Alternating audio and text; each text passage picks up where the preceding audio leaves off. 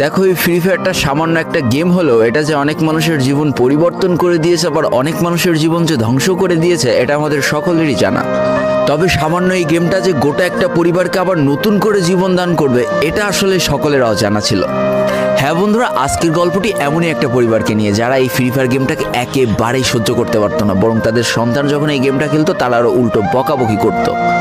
আর ভাগ্যের কি অপূর্ব লীলা খেলা, তখন সেই গেমটা আজকে গোটা পরিবারটাকে বাঁচিয়ে রেখেছে। আর এখন তার বাবা মাও উৎসাহ দেয় তাদের সন্তানকে যে ফ্রি ফায়ার খেলো। এজন্যই চলো জেনে আসি আসলে কি এমন ঘটেছিল ওই পরিবারটার সাথে। তো বেশি ব্যাকপ্যাক না করে ছোট্ট একটা ইন্ট্রো দিয়ে আজকের ভিডিও শুরু করা যায়। তো আজকের গল্পটা শুরু হতে চলেছে ছোট্ট একটা গ্রামের ছোট্ট একটা পরিবারকে নিয়ে।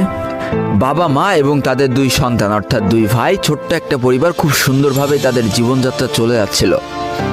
বড় ভাই একটা কোম্পানিতে লেবারের চাকরি করে, বাবা কৃষিকাজ করে, আর তাদের ছোট সন্তান অর্থাৎ ছোট ছেলে কিন্তু ক্লাস 8-এ পড়াশোনা করে। দারিদ্রতার বেড়াজালে আটকে পড়া পরিবারকে সাপোর্ট দেওয়ার জন্য তাদের বড় ভাইকে খুব অল্প বয়সে কাজে চলে যেতে হয়েছে। এই জন্য বড় ভাইয়ের পড়াশোনাটা ঠিকমতো হয়ে ওঠেনি। তবে বাবা মার একটাই স্বপ্ন ছিল যে তাদের ছোট সন্তান অর্থাৎ ছোট ছেলে যাতে উচ্চশিক্ষায় শিক্ষিত হয়। এই জন্য বাবা কৃষিকাজ করলেও সারাদিন মাঠে তুমুল কষ্ট করে এসে বাসায় যখন এসে দেখতো তাদের ছোট সন্তান পড়াশোনা করতেছে, সমস্ত কষ্ট এক চান্সে দূর হয়ে যেত। আর তাদের ছোট সন্তান পরিবারের অভাব দেখতে দেখতে বড় হচ্ছে, তো তাই সে একটা সময় ঠিক করেই ফেলে যে তাকে অনেক বড় হতে হবে, লেখাপড়া করে অনেক বড় মানুষের মতো মানুষ হতে হবে।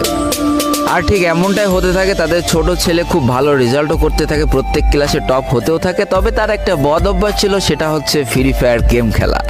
করোনা চলার সময় যখন তার স্কুল বন্ধ হয়ে যায়, তখন তার বাবা এবং বড় ভাইয়ের জমানো কিছু টাকা দিয়ে তাকে একটা ফোন কিনে দেওয়া হয় অনলাইনে ক্লাস করার জন্য। তার ফোনটা ছিল 3 GB র্যামের একটা ফোন। তবে এইখান থেকেই তার ফ্রি ফায়ার গেমের সাথে পরিচয় হওয়া। সারাদিন পড়াশোনার ফাঁকে সময় পেলেই সে ফ্রি ফায়ার গেম নিয়ে বসে পড়তো। আগে যেমন বাইরে খেলাধুলা করতো, এখন সে আর বাইরে খেলাধুলা করে না, ঘরে বসে সারাদিন ফোন টিপে আর ফোনে গেম খেলে। এদিকে তার বাবা মা যখন ফ্রি ফায়ার গেম খেলা দেখতো তখন প্রচণ্ড পরিমাণ রেগে যেত, এমনকি মারধর পর্যন্ত করতো যে তুই এই গেম খেলা বাদ দিয়ে দে। তবে তাদের ছোট ছেলে যতই বাবা মার বাধ্য সন্তান হোক না কেন, ফ্রি ফায়ার গেমটা ছাড়তে সে একেবারেই নারাজ। প্রথম দিকে পড়াশোনার ফাঁকে ফাঁকে গেম খেললো, যখন তার বাবা মা তাকে বকা শুরু করে তখন সে রাতের অন্ধকারে গেম খেলা শুরু করে। তবে বন্ধুরা, বলে রাখা ভালো, সে কিন্তু তার পড়াশোনা একেবারেই ঠিক রেখেছিল, অর্থাৎ গেমের কোনো কালো ছায়া পড়াশোনার উপরে কোনোদিনই সে পড়তে দেয়নি, যার কারণে তার রেজাল্টও মোটামুটি ভালোই হতো। এতদিন পর্যন্ত পরিবারের সবকিছু ঠিকঠাকই ছিল। এবার আস্তে আস্তে পরিবারটা একটু একটু করে ভাঙতে শুরু করবে।